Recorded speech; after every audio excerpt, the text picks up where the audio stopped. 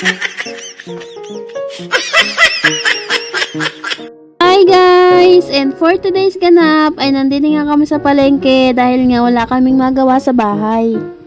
At dahil nga napatambay kami din sa isdaan at aringaning batang are ay nakialam na naman na kanyang bag ng mami.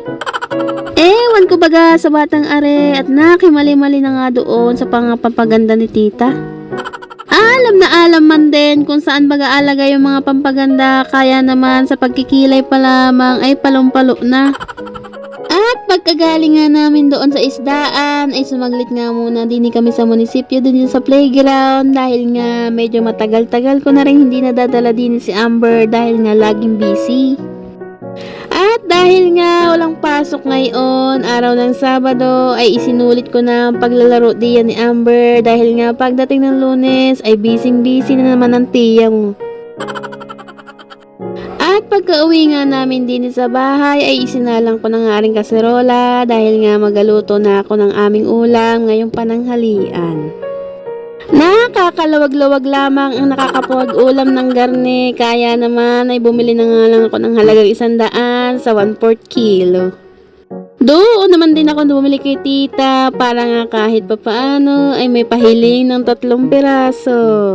Inilagay ko na nga ring hipon sa kaserola pero wag kayong mag-alala dahil nahugasan na yan sa palengke pa lamang. Sinabayan ko na nga ang paglalagay na ring hiniwang samyang sibuyas. At dahil nga 1/4 kilo lamang ang nabili natin, tantsadong tubig lamang ang ating alagay. Pinakuluan ko nga ng mga ilang minutuhin at maya-maya nga lamang ay kumukulo na ang ating hipon. At habang pinapakuluan ko nga ari din sunod-sunod ko nang pinaglalagay aring mga ginayat na gulay.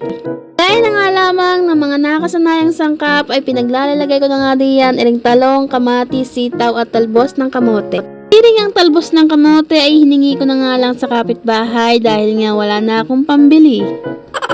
Inabayan ko nga rin pala ng budbud ng paminta at asin at baka nga makalimutan ko mawalan pa ng lasa.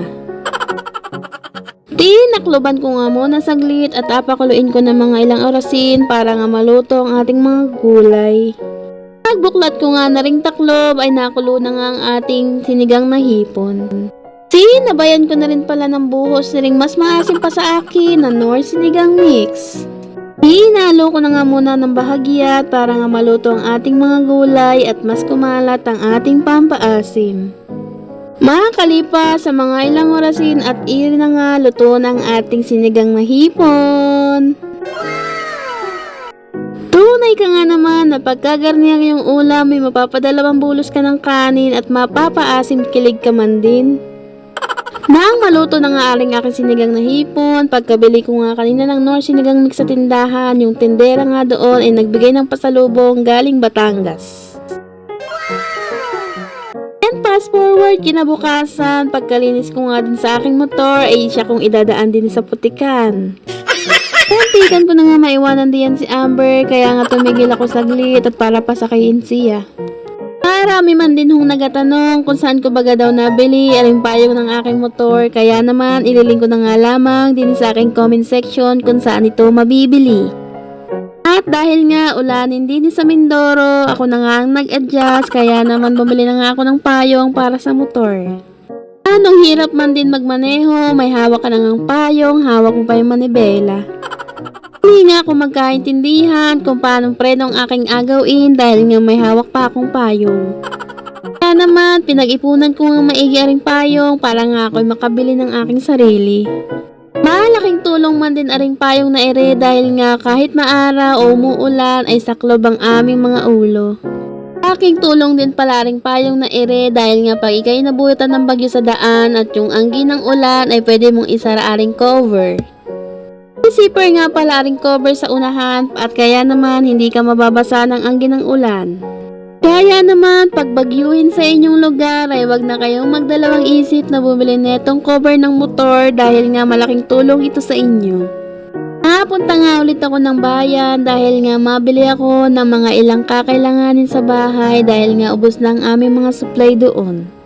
Malaking tulong din nga ring aking pagbablog dahil nga dito kami kumukuha ng pambili namin ng pangangailangan minsan sa bahay.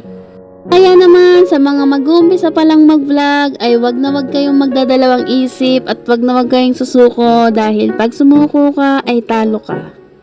Pagkarating nga namin din sa bayan ay di na lamang i-deliver yung aking parating na parcel dahil nandito nga ako sa bayan. Hindi ko na nga sa bayan binuksan ang aking parcel at para nga makita ko kung ano bagay yung aking napag-order. Alas 3 na nga nang napatambay ulit kami doon sa isdaan kaya naman naisipan ko na kumain muna din ng halo-halo. Hindi nga pala kami laging na-order ng halo-halo dahil nga super sarap at binabalik-balikan. Halagang 50 pesos meron ka ng special halo-halo with max dress ni ate. Tanga naman nag-uumapaw sa leche flan at cheese kaya naman binabalik-balikan. Sarap na sarap din pala sa halo-halo aring aking dalaga kaya naman hindi niya mapigilan ang paghigop ni ring sabaw. Isang order nga lamang ng halo-halo ang aming binili dahil nga hindi namin kayang ubusin pag tag-isa pa kami. Pwede mo rin palang dagdagan ng asukal kung ikay medyo natatabangan din sa halo-halo. Ang mga ngamba kung may bayad ng asukal dahil walang bayad din sa kanila. Pagkatapos nga namin magmerienda ng halo-halo at na nga dumiretso na nga kami sa bilihan ng banana Q at kamote Q.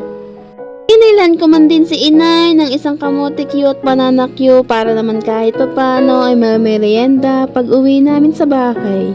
Sarap man din bumili din dahil nga laging bagong luto.